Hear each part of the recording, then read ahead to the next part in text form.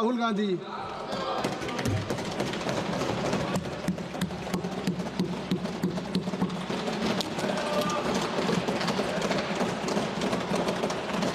Thank you, Speaker Sir, for letting me speak today on the Constitution.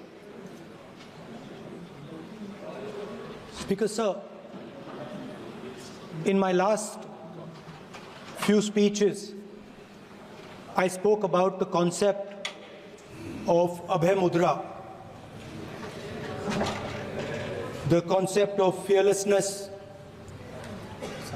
truth, and non-violence. And I showed the House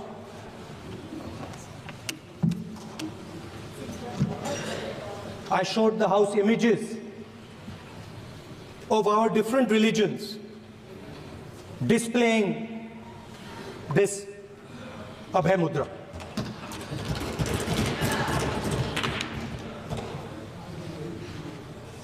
People call the Constitution the longest written Constitution in the world.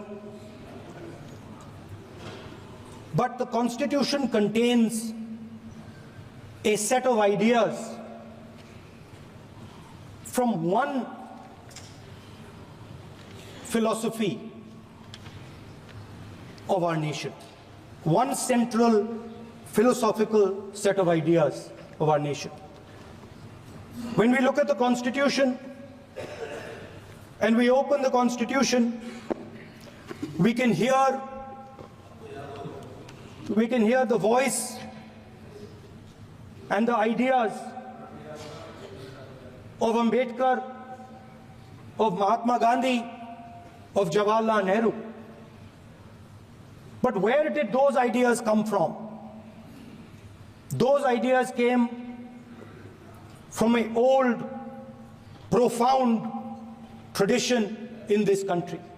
Those ideas came from Shiva, from Guru Nanak, from Basavana, from Buddha, from Mahavir, from Kabir, from a list of people. So when we speak of the Constitution and we show the Constitution, of course it is a document of modern India, but it could never have been written without ancient India and her ideas. So when we look at this Constitution, we remember this list of people, all different variations on the same idea. And in front of us stand the people who follow a very different philosophical tradition. And I want to start my speech by quoting what the supreme leader, not of the BJP, but of the modern interpretation of the ideas of the RSS has to say about the Constitution of India and about how he thinks India should be run. The worst thing about the Constitution, the worst thing about the Constitution of India is that there is nothing Indian about it. Manusmriti is that scripture which is most worshipable after Vedas for our Hindu nation, and from which our ancient times have become the basis of our culture, customs, thought, and practice. This book, for centuries, has codified the spiritual and divine march of our nation. Today, Manusmriti is law.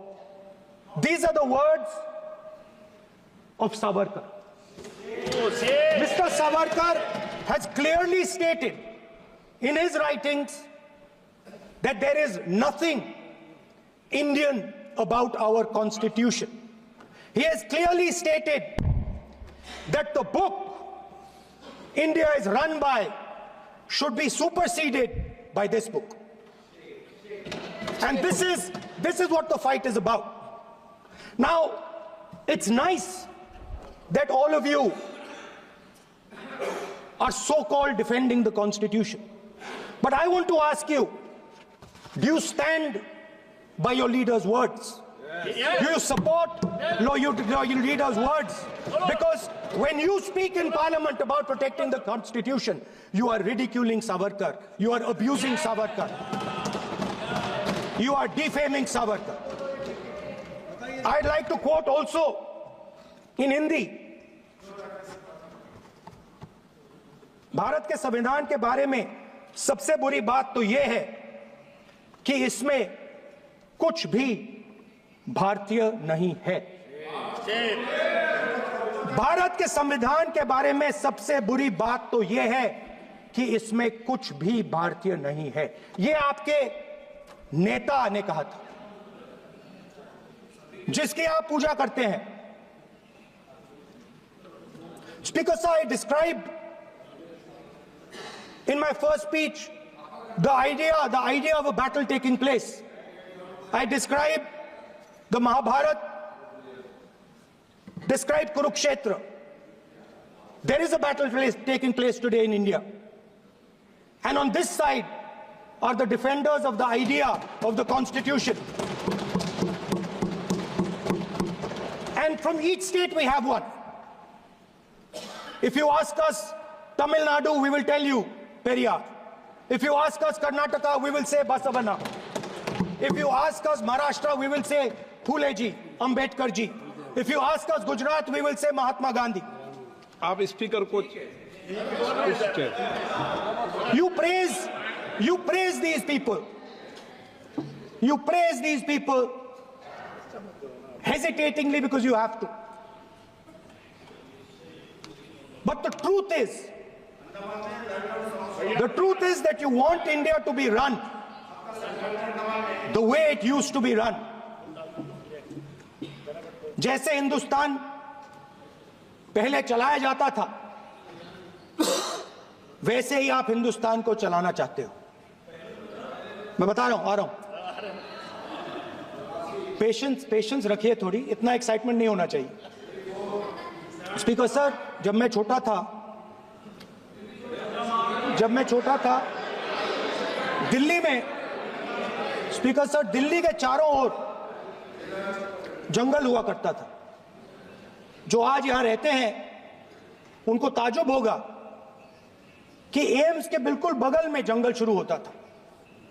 जहां railway museum है वहां पे जंगल शुरू होता था। वैसे ही जंगल में, दोनों नॉर्थ और साउथ, वैसे ही जंगल में हजारों साल पहले एक युवा, 6-7 साल का युवा, हर रोज सुबह उठ के 4 बजे उठ के एक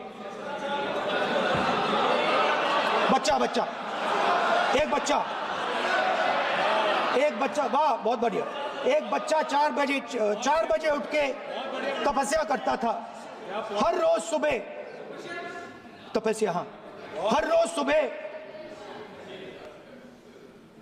वो धनुष उठाकर तीर कमान चलाता था और घंटे उसने तपस्या की, सालों के लिए उसने तपस्या की।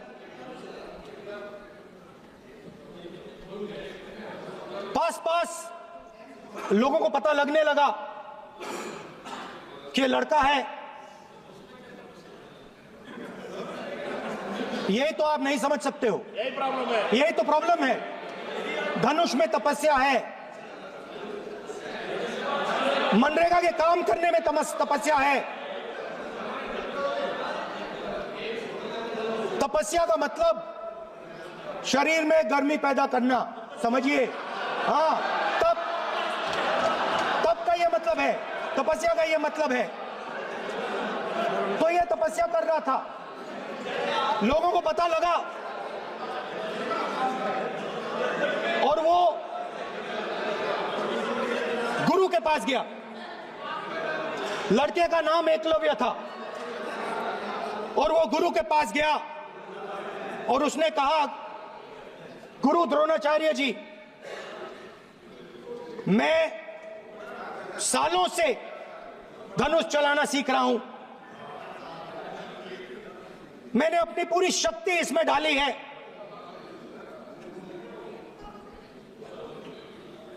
आप मेरी मदद कीजिए, आप मेरे गुरु बनिए। द्रोणाचार्य जी ने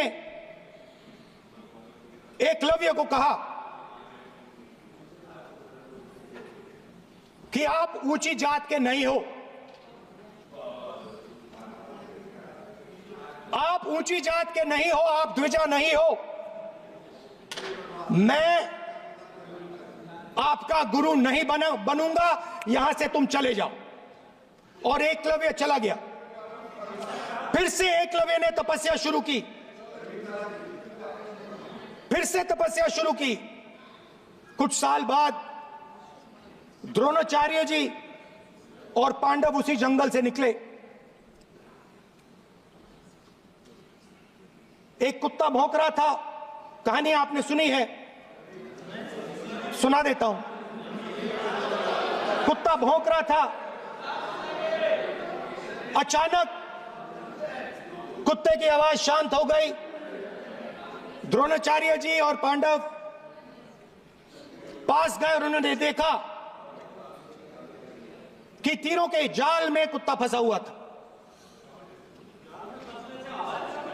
मुंह में तीर था एक, हाँ, मगर कुत्ता तीरों के जाल में फंसा था। एक तीर मुंह में थी, शांत था कुत्ता, मगर कुत्ते को चोट नहीं लगी।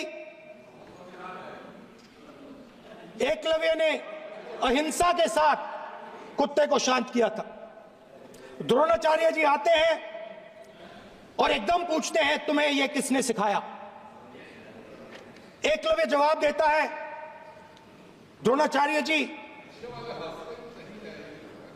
ये मैं सीखा हूं, मैंने तपस्या की है, घंटों मैंने प्रैक्टिस की है।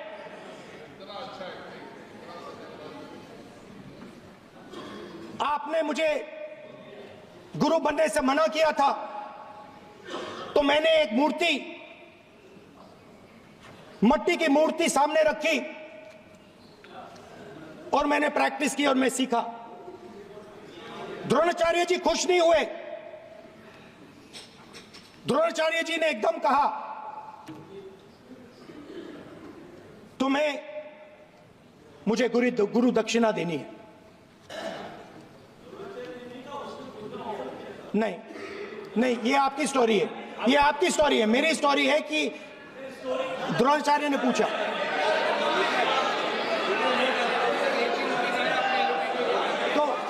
तो द्रोणाचार्य जी ने, Sir, the PM will not speak. You have to understand.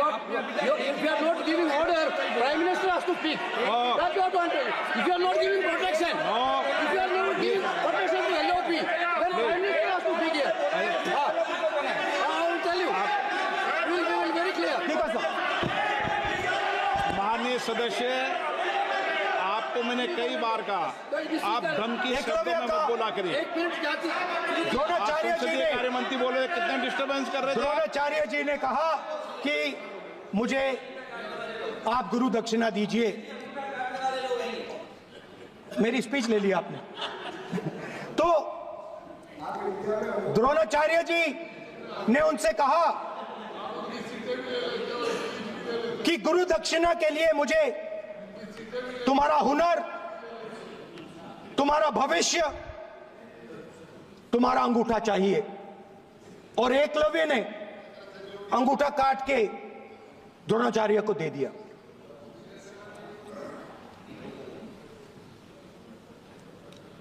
यह अभय मुद्रा है। इसमें कॉन्फिडेंस, स्ट्रेंथ, निडरता कहां से आती है? हुनर से आती है, इस अंगूठे से आती है। ये लोग इसके खिलाफ हैं। जैसे द्रोणाचार्य जी ने एकलव्य का अंगूठा काटा, वैसे ही आप पूरे देश का अंगूठा काटने में लगे हुए हो। आप जैसे ही एकलव्य का, जैसे द्रोणाचार्य जी ने एकलव्य का अंगूठा काटा, वैसे ही आप हिंदुस्तान के युवाओं का,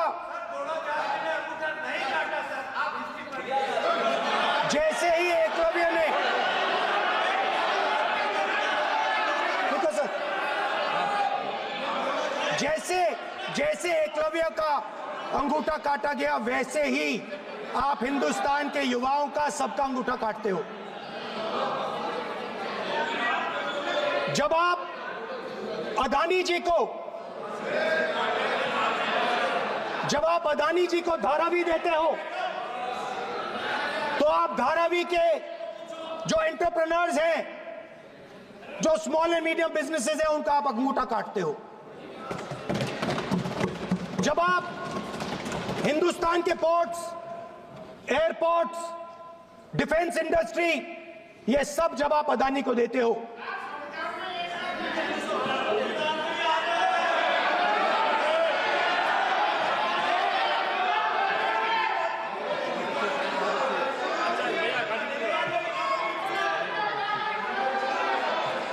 हिंदुस्तान के सारे जो फेयर प्ले बिजनेसेस हैं, जो ईमानदारी से काम करते हैं, आप उन सब का अंगूठा काटते हो जब आप अदानी की मदद करते हो। कॉन्स्टिट्यूशन में लैटरल एंट्री कर आप हिंदुस्तान के युवाओं का, पिछड़ों का, गरीबों का अंगूठा काटते हो।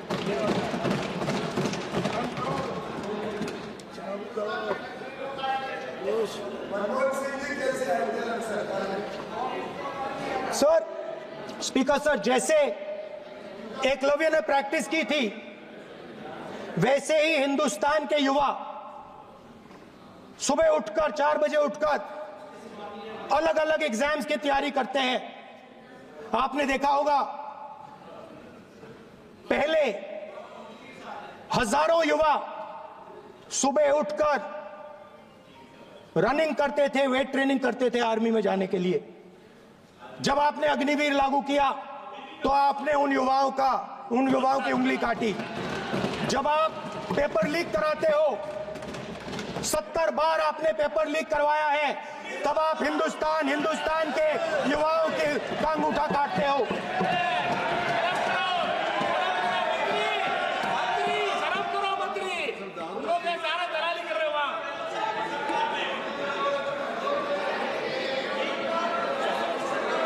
आज बाहर, दिल्ली के बाहर आपने किसानों पर टीयर गैस चलाया है, आपने किसानों पर लाठीचार्ज किया है।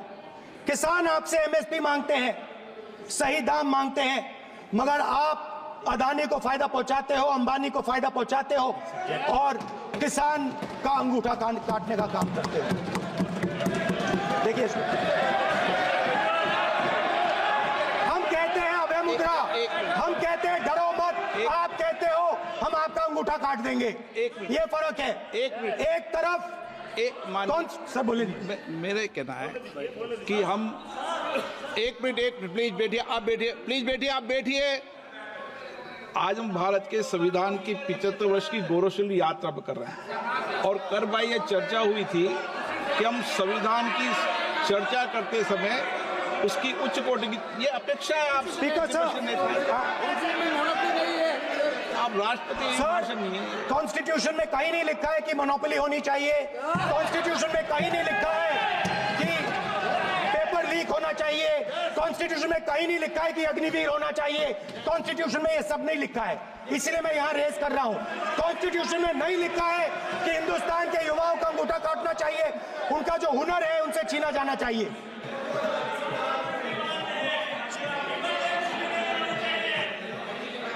बैठे कर रहे हैं सर, 5 बजे अब भी बैठे करेंगे। अब कुछ नहीं बोलना है उसके लिए। 5 बजे देखिएगा, 5 बजे देखिएगा क्या करते हैं। स्पीकर सर, मिलेगा। मैं कुछ दिन पहले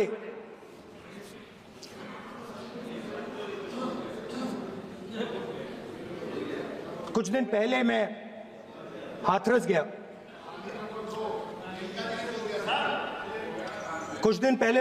गया। हाथरस में 4 साल पहले एक लड़की का बलात्कार होता है। गैंग रेप होता है।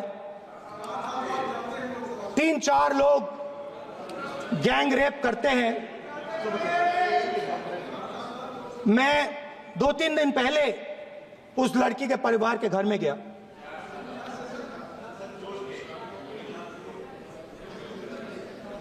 जिन्होंने गैंग रेप किया वो बाहर घूम रहे हैं और लड़की का परिवार अपने घर में बंद है। लड़की का परिवार बाहर नहीं जा सकता है। जो अपराधी हैं वो उनको रोज धमकाते हैं और वो बाहर घूमते हैं।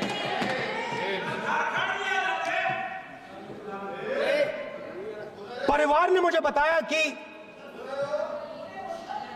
बेटी का जो अंतिम संस्कार था वो भी नहीं करने दिया और चीफ मिनिस्टर ने इसके बारे में खुलकर मीडिया में झूठ बोला है। ये कॉन्स्टिट्यूशन में कहां लिखा है? ये कॉन्स्टिट्यूशन में कहां लिखा है कि जो बलात्कार करते हैं वो बाहर रहे और जिसका रेप हुआ है, जिसके परिवार, उस परिवार को बंद कर दिया जाए? कहां लिखा है कॉन्स्टिट्यूशन में? ये आपकी किताब में लिखा हुआ है, मनुस्मृति में लिखा है, मगर कॉन्स्टिट्यूशन में नहीं लिखा। और अगर आप कहते हो कि यूपी में आपका राज है और वहां पे कॉन्स्टिट्यूशन नहीं लागू होता है, वहां पे मनुस्मृति लागू हो रही है।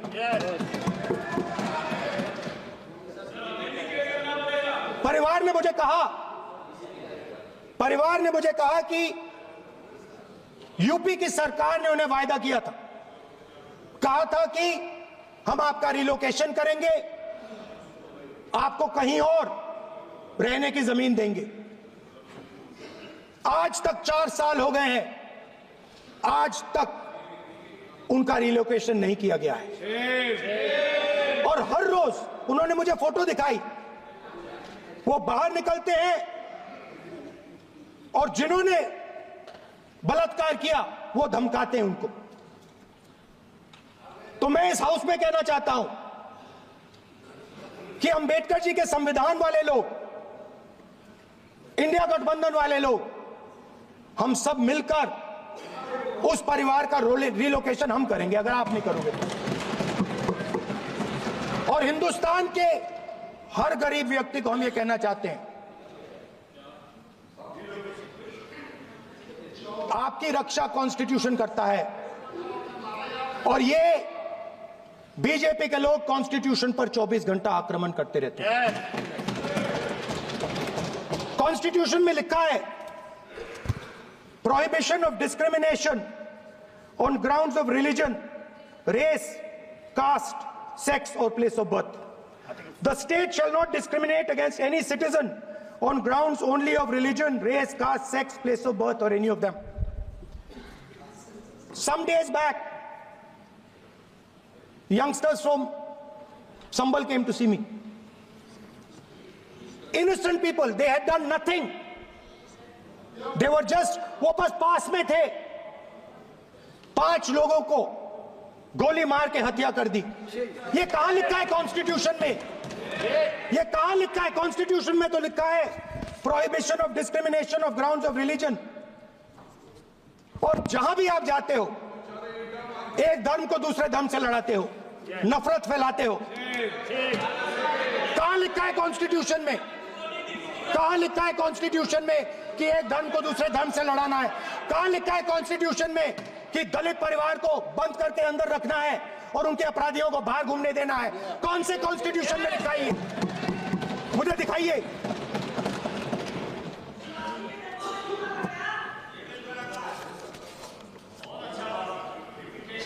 स्पीकर सर, हमारी जो विचारधारा है, इंडिया गठबंधन की विचारधारा है, वो देश में कॉन्स्टिट्यूशन लाई है। हम सब मिलकर कॉन्स्टिट्यूशन की रक्षा करते हैं।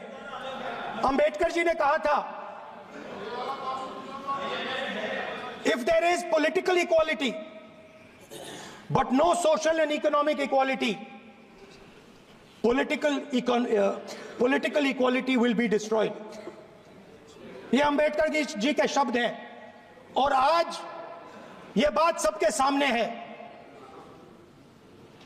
पॉलिटिकल इक्वालिटी जो थी वो खत्म हो गई है। हिंदुस्तान के सारे इंस्टीट्यूशंस कैप्चर कर लिए गए हैं। सोशल इक्वालिटी नहीं रही, फाइनेंशियल इकोनॉमिक इक्वालिटी नहीं रही। इसीलिए हमारा अगला कदम जाति जनगणना होगा। हम देश को दिखाना चाहते हैं कि आपने किन लोगों का और कहां-कहां अंगूठा काटा है। हम दलितों को, आदिवासियों को, पिछड़ों को, किसानों को, मजदूरों को दिखाना चाहते हैं कि आपने किस किस का अंगूठा काटा है। इसलिए जो मैंने वायदा किया था, इसी हाउस में यहां हम कास्ट सेंसस लागू करेंगे और उसके बाद हिंदुस्तान में एक नए तरीके का विकास होगा, एक नई तरीके की राजनीति होगी। जो मैंने पहले कहा था, जो आपको अच्छा नहीं लगता है, 50% रिजर्वेशन, उस दीवार को हम यहां तोड़ेंगे। 50% रिजर्वेशन की दीवार और जाति जनगणना हम यहां करा के दिखाएंगे। आपको जो कहना है कर लो, कह लो। स्पीकर सर, बहुत बहुत धन्यवाद।